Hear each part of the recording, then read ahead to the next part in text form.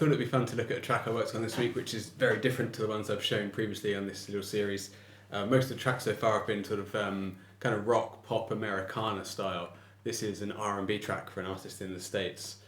The producer of the track I've worked for in the past, a number of years ago, and he just creates great feeling songs. They're really fun to play over, and it's very different approaching this style of track. I'll play you a snippet of the track now. So this is what I received.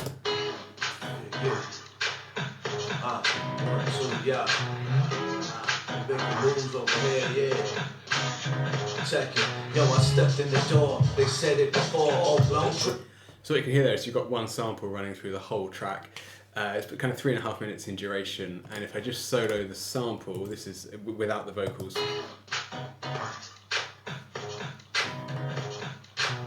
So it's...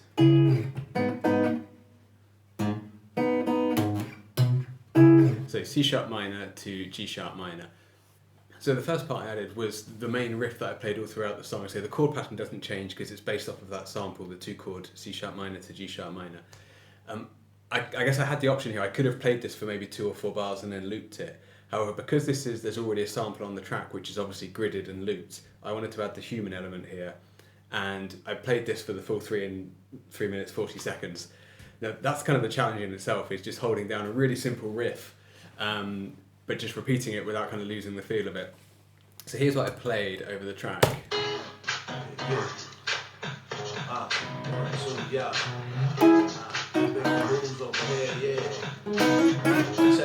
Yo, I stepped in the door, they said it before, all blown trick, hit them with the fresh once more.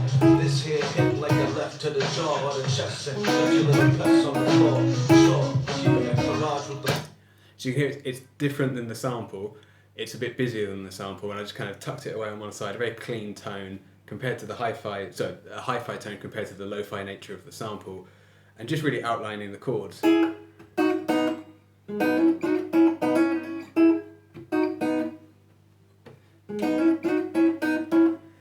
then played that for 3 minutes 40. It's quite hypnotic to get into playing those kind of ideas.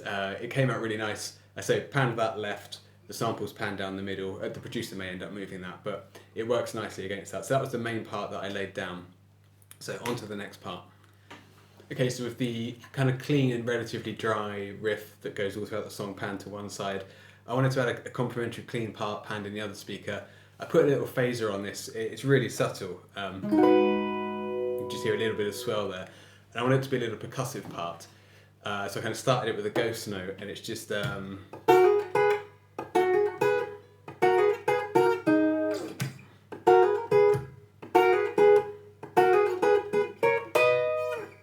that kind of repeating sort of 2-bar, 4-bar lick.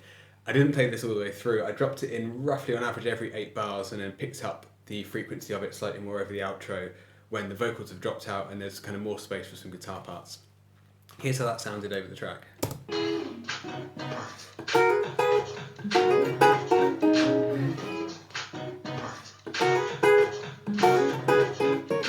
So those 2 guitar parts form the kind of the body of the groove that I added over the clean sections.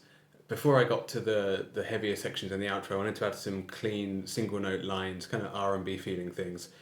I'm really looking for gaps between the vocal at this point, so nothing too busy. I probably added 7 or 8 of these throughout the track. Obviously, because it's all recorded to a click and on a grid, if the producer wanted to move these around at mix time, that's easy. So if there's a particular line I played that he likes, but he wants it to come in 4 or 8 bars earlier or later, or even he could adjust it by the beat, that should be relatively easy to do. As I say, this is the kind of idea I was playing on those parts. We keep it top notch, every chance I fly like jelly in the air. Get a smelly over here, that means funk in your area. Baby shaking bumps, we'll get plump in the area. I'm flat like tap, got a bubble like Perrier. Let's hope the interior match the exterior. Yeah, you got a pretty personality. It's like half of the real versus Applebee's. So with the clean parts done, time to have some fun with some heavier tones. Again, I kept the same guitar but changed the amp tone, so at this point I've got a much more overdriven tone. It's pretty dry. Now, I wanted to come up with a riff that I might double in a later part of the song again to kind of add some width. And came up with this. Now when it's like it caused casualties, but this right here making moves with just a couple of dudes who music you can trust. Usually it comes to beautiful constructs, going funerals, no funks, who dudes,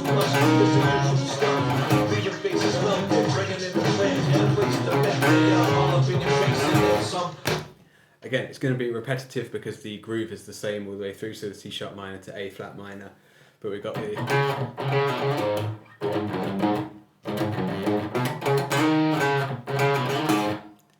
And then from there on, that came in over sort of the last section of vocal, and I kept it going throughout the outro. As soon as the vocals drop, I doubled it. Now for that I used a heavier tone that I put lower in the mix. It's kind of something I like to do. I'd never tend to double something with exactly the same tone. I'd always change something, be it a guitar or a pickup selection. More than likely it's going to be the amp that I change. That's what I did in this case. So this tone here was the lighter of the two. I doubled it with a heavier one and then brought that down.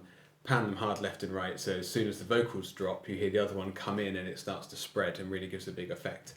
So that was a fun part to add, and I look forward to seeing what the producer does with that in the mix. So with the heavy riff panned hard left and right and the vocals have ended, all that remained here was to add some lead lines over the outro. This was never going to call for, super heavy note count, flashy playing. In my head I kind of had like a Santana reference, so I'm not sure where that came from, but that's sort of what stuck. And it's really kind of quite sparse lines, I say nothing flashy, sort of mostly bluesy and phrasing, but it seems to fit with the other parts going on in the track. So here's the kind of things I played in this section.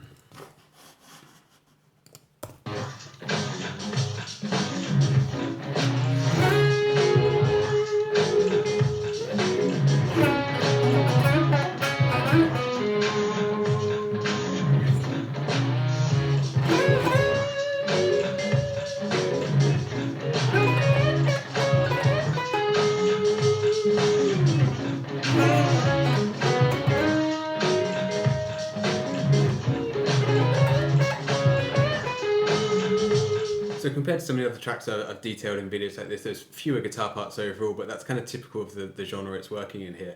I guess there's the 5 in total, right? The clean riff that ran all through it, the clean, slightly phased riff that was kind of counter to that in the other speaker. You had the clean single note lines, the heavier riff, albeit double tracked, I'd count that as one part, and then the solo over the outro. Again, it's not about being a guitar heavy track, it's about just finding parts that fit into this. So I sent it to the producer, he was really happy with the track. I hope it leads on to doing more, because it's really fun to play in this kind of genre. I grew up playing rock and pop and blues. It's really fun to kind of stretch myself in this kind of thing and just work out which parts are appropriate, what tones are appropriate. I ended up using the same guitar for all the parts in this, but there's kind of 4 or 5 different amp models used in the Kemper. So again, a nice range of tones. Anyway, I hope that was useful. Look into it. Let me know in the comments. Thanks.